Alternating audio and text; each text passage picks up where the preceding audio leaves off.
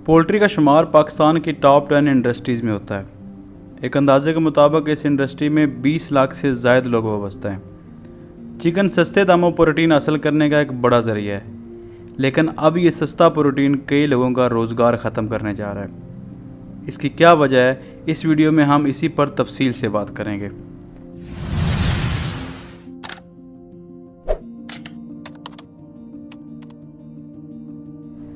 Broiler मुर्गी तैयार करने के लिए एक पोल्ट्री फार्मर को बहुत से मसाइल से गुजरना पड़ता है, जैसा कि भारी सरमायाकारी करके एक पोल्ट्री फार्म बनाना, लेबर का इंतज़ाम करना और सबसे बढ़कर ये कि एक दिन के 40 ग्राम के चूज़े को बड़ा करके 2 किलो तक ले जाने के लिए वसाइल का इंतज़ाम करना।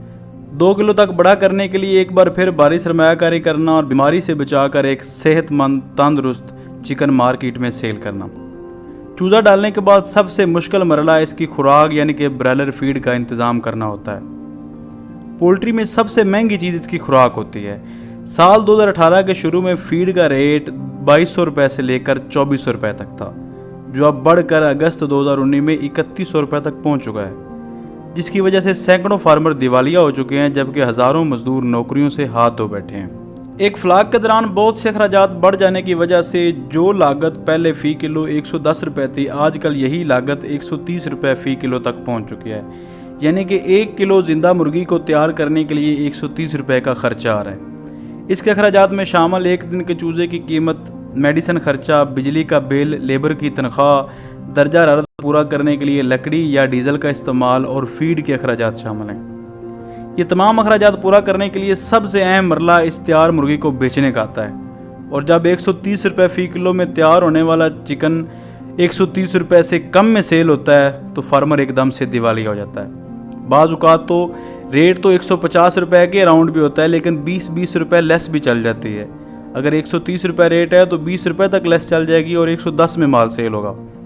जिसका डबल फार्म है उसको 1 रुपये के नुकसान से, अगर उसकी कास्ट से 1 रुपया कम रेट लगा है तो 1 रुपये से कम अज़ कम 1,20,000 रुपये का नुकसान होता है। फ़र्ज़ करें उसकी मुर्गी 130 रुपये में तैयार हुई है और 100 रुपये में मुर्गी अगर उसकी सेल हो रही है तो उसको तकरीबन 30 से 40 लाख रुपए के नज़दीक उसको नुकसान हो रहा है। पाकिस्तान में हर चीज़ के रेट बढ़ रहे हैं सिवाय मुर्गी के। ये रेट सारा साल कम नहीं रहते, कुछ महीने रेट बढ़ता भी है, लेकिन इन दिनों बीमारी इतनी फैली होती है कि मुश्किल से किसी का फ्लाक तंदुरुस्त तैयार होता है, जिस वजह से मार्केट में डिमांड ज़्यादा और सप्लाई कम हो जाती है और रेट बढ़ जाता है। ऐसे में जिनका फ्लाक बीमारी की वजह से मर गया वो फार्मर रोड पर आ जाता है। खैर, ये डिमांड और सप्लाई की एक अलग बहस है जिस पर ज़रूर बात होनी चाहिए, लेकिन इस वक्त हमारा मौजू फीड का रेट है। इसे फीड बनाने वाली कंपनियों की हद दर्जा बेहिसी कहें या हुकूमत की नाअहली, हकीकत यह है कि इस बिला जवाज रेट बढ़ने की वजह से लाखों लोगों का चूल्हा ठंडा होने जा रहा है।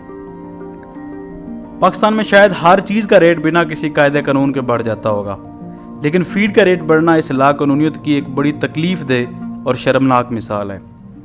हो सकता है कि ये वीडियो कई डॉक्टर हज़रात भी देख रहे हों जो किसी न किसी फीड कंपनी से वाबस्ता हों और इस वीडियो की वजह से नाराज़ हो जाएं, लेकिन हकीकत यह है कि फीड के आए रोज़ बढ़ने वाले इस रेट ने कई लोगों की रातों की नींदें उड़ा दी हैं। ये कंपनियां आए रोज़ बिना किसी ठोस जवाब के फीड के रेट में जालमाना इजाफा किए जा रही हैं और इसका कोई नोटिस लेने वाला नहीं। हर दफ़ा रेट बढ़ने के बाद किसी चैनल पर हल्की सी खबर आ जाती है या किसी थर्ड क्लास अखबार की एक नुक्कड़ पर एक छोटी सी सुर्खी डाल दी जाती है कि फार्मर एसोसिएशन ने इस इजाफे को मुस्तरद कर दिया। उसके बाद सब खामोश हो जाते हैं और कोई सवाल तक नहीं उठाता। हुकूमत और पोल्ट्री एसोसिएशन के कानों पर जूं तक नहीं रेंगती, लेकिन हुकूमत को इस वक्त यकीनन होश आएगा जब बेरोज़गारों की एक फ़ौज मिलकर एहतजाज करेगी, लेकिन हमारी बेहिसी की वजह से शायद नौबत एहतजाज तक जाए ही ना।